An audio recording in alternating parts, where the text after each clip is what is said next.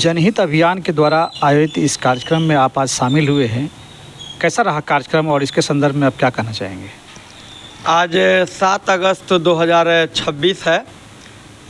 यहाँ पर मंडल दिवस के रूप में, यानी आरक्षण जो लागू हुआ देश में, खास करके जो आरक्षण का दस्तावेज था, बीपी मंडल साहब का रिपोर्ट, उसके संबंध में परिचर्चा हुआ हियापुर इस मुजफ्फरपुर ज़िला में। इसमें मुख्य बातें थी लोगों के बीच में वैचारिक रूप से कि 40 जो उसका अनुसूची लागू करने की जो अनुशंसा किया गया था, वो देश में अब तक मात्र प्रशासनिक क्षेत्रों में और शैक्षणिक क्षेत्रों में लागू हुआ, जबकि न्यायपालिका में, इसके बाद में जाति जनगणना करना था, देश स्तर पर बहुत सारे उसमें चीज़ें हैं, बहुत लागू करना था। वो हर तबका, खास करके पिछड़ा वर्ग ओबीसी, चूँकि संविधान में यहाँ क्लियर कर देना चाहता हूँ कि SC ST के लिए पहले ही से जितनी आबादी है उतना भारतीय स्तर पर 22.5% लागू है और राज्य स्तर पर जितना आबादी है उतना लागू है। लेकिन जो OBC के लोग हैं, जो शैक्षणिक रूप से, सामाजिक रूप से, आर्थिक रूप से बहुत मायने में जब आप देखेंगे तो आधे से अधिक आबादी जो है SC ST से भी जैसे हैं। तो वो कौन सी बातें हुई है कि बड़ी आबादी होने के बावजूद भी सारे अनुसूची लागू नहीं हुआ, और जो लागू है जैसे पश्चिम बंगाल है, मध्य प्रदेश है, वहाँ पर प्रशासनिक स्तर पर भी 27% आरक्षण लागू नहीं हुआ। और लोग वक्ताओं ने ये परिचर्चा में आज चिंता व्यक्त किया कि बहुत मुश्किल से 12% आरक्षण पश्चिम बंगाल में था, जो 17% ममता बनर्जी ने बहुत मुश्किल से लागू की, जिसको भाजपा की सरकार बनते ही 17 को 12 कर दिया गया, और वहाँ की बहुसंख्यक OBC में कोई मलाल ही नहीं है। उसी तरह से बिहार की बात करता हूँ, वक्ताओं ने किया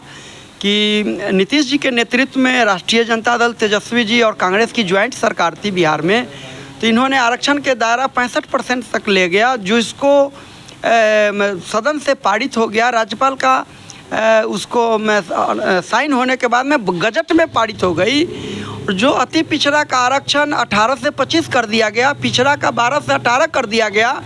लेकिन पिछड़ा के नेतृत्व में, नीतीश जी के ही नेतृत्व में सरकार, जिसमें चिराग पासवान जी की पार्टी लोजपा आर है, जीतन राम मांझी जी के पार्टी, उपेंद्र कुशवाहा जी के पार्टी रालोसपा, ये पिछड़े और SC ST के पार्टी ही भाजपा के ज्वाइंट में पिछड़ा के आरक्षण को खा गया। ये वक्ताओं ने बड़ा चिंता व्यक्त किया कि आप बात करते हैं BJP के आरक्षण खाने की बात करते हैं, उनके नेता इनसे भागते हैं, पल्ला झाड़ के वोट के लिए गोल गोल घुमाते हैं, लेकिन ये तो पिछड़ा ही है। नीतीश जी पिछड़ा ही है, रालोसपा के उपेंद्र कुशवाहा जी। चिराग पासवान जी कौन है? उनके पिताजी ही ने तो, रामविलास पासवान जी ने आरक्षण के लिए कितना, BP सिंह जी जो राजपूत समाज से थे, अर्जुन सिंह जी राजपूत से समाज से थे, और शरद यादव जी, बहुत सारे लोग, लालू जी भी उसमें बड़ी मजबूती से शामिल है। इन लोगों ने लागू किया, आज उन्हीं का लड़का जब रद्द हो गया उसमें शामिल है। तो ये बड़ा समझने का चीज़ है कि बड़ी आबादी बिहार में 63% है जाति आधारित जनगणना के बाद, जिस अति पिछड़ा और पिछड़ा यानी OBC की आबादी 63% है, उन्हीं का आरक्षण खा जा रहा है। और जो बहुसंख्यक वोटर हैं उनको नहीं पता है, ठीक है, लेकिन जो इनके पढ़े लिखे लोग हैं, जो डिग्रीधारी लोग हैं, जो राजनीति में अपना भविष्य चाहते हैं, वो उनके बच्चों के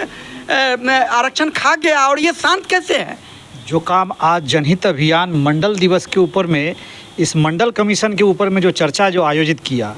यह कार्यक्रम तमाम पिछड़े वर्ग के लोगों के, बुद्धिजीवियों के बीच में यह ला करके जब तक नहीं रखा जाएगा, तब तक उसे तो पता चलेगा नहीं कि क्या हो रहा है, देश में हो क्या रहा है और हमें क्या आवश्यकता है। देखिए, मैं जो जहाँ तक समझ रहा हूँ, मैं रमाशंकर राय आपके चैनल के माध्यम से BK जी बताना चाहता हूँ कि पिछड़े समाज में भी जो लोग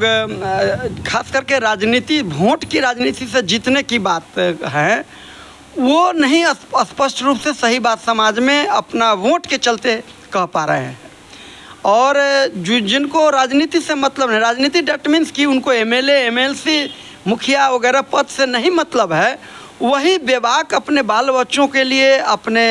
आने वाली पीढ़ी के भविष्य के लिए ईमानदारी से बात रख सकते हैं, वही कार्यकर्ता स्वयंसेवक चीज़ों को आगे बढ़ा सकते हैं कि लाखों की जो बजट देश में और राज्य में बन रही है उसमें आपकी भागीदारी, हिस्सेदारी कितना है। जनहित अभियान के यहाँ जिला कार्यालय में मुजफ्फरपुर में सबाजपुर में जो चर्चा पर चर्चा हुआ है, इस बात को अधिकतम जगह पर ले जाने की ज़रूरत है।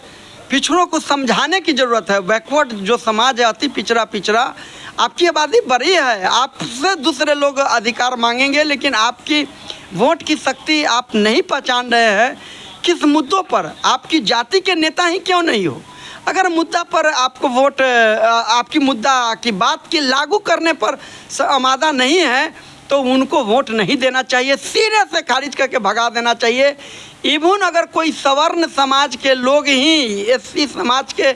लोग ही यदि ओबीसी के आरक्षण की मजबूती से बात करता है, खुले मन से आह्वान करता है और कार्य करते हुए दिखाई देता है, ये नहीं कि राजनीतिक ठग रहे हैं, तो ओबीसी के समाज के वोटर को उनके साथ खड़ा होना चाहिए। मेरा निस्वार्थ भाव से जिस तरह से हमारे पूर्वजों ने लड़ करके ये आयोग को हासिल किया था और जो अनुशंसाएं जो लागू करवाया था,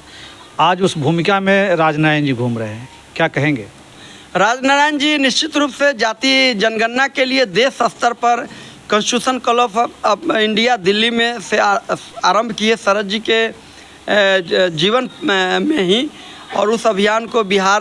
के विभिन्न जिलों में, गाँव में, यहाँ विभिन्न हमारे यहाँ भी मीनापुर में, मेरे गांव मुक्तसरपुर चौक में, मुजफ्फरपुर ज़िला के विभिन्न जगहों पर हम शामिल भी रहे हैं। वो कई जगह गए, उत्तर प्रदेश में गए, वो छत्तीसगढ़ में गए, झारखंड में गए, कई राज्यों में गए और उसको धीरे धीरे बढ़ा रहे हैं।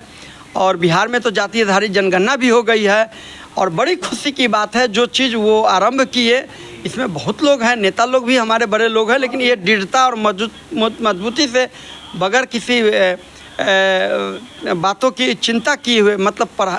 किसी टॉर्चर की चिंता किए हुए, बगैर कोई वोट की चिंता किए हुए इन्होंने जो आगे बढ़ाया। अब देखिए मोदी जी की सरकार जो है 2027 में शायद जाति आधारित जनगणना में बगैर कोई पेच फंसाए हुए उसको अगर पूरा कर देती है तो जनहित अभियान का ये एक, और जो मंडल कमीशन जी का जो है उसमें से एक कड़ी अब होने वाला है जो 27 तक हो जाएगा। इसका पूरा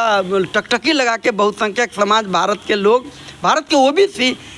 इसको देख रहे हैं। एससी एसटी का तो जनगणना होता ही रहा है भाई, वो कभी बंद नहीं हुआ है। असल में ओबीसी को छांट के नहीं किया जा रहा है और इसमें ओबीसी का तो होगा ही, आपको जाति बाई भी हो जाएगा। क्योंकि भारत में जाति है, जातिवादी करना नहीं है व्यवहारिक होते, लेकिन है तो जो पिछड़ गए हैं सम्मान के दृष्टिकोण से, आर्थिक रूप से, शैक्षणिक रूप से,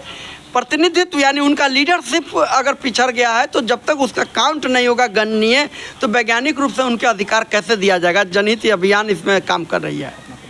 रमाशंकर राय, अधिवक्ता, न्याय मित्र, समाज सेवी, किसान, आपके समक्ष।